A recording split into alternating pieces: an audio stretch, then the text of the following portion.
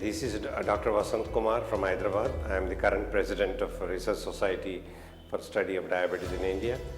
So we, the doctors from all over India, we are meeting here on the occasion of the annual conference of Indian Society of Hypertension.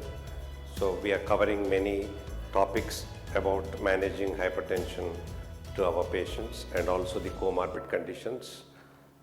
So all the topics are very interesting. I am also covering a topic about sexual dysfunction in people with hypertension, which is also a very important area that we need to concentrate and how to correct this problem and also find out what is the reason for this sexual dysfunction in people with hypertension.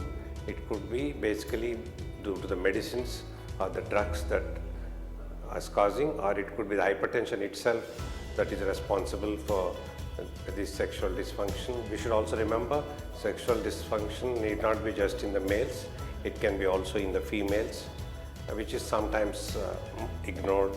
We don't completely understand the type of dysfunction that the woman can have, although we have some fair amount of idea what we can do.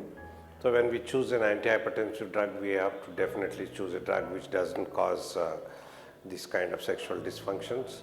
And also it's important to manage other comorbid conditions in hypertension like atherosclerotic disease, vascular disease, and look at what are all the reasons that patients develop this dysfunction due to hypertension itself.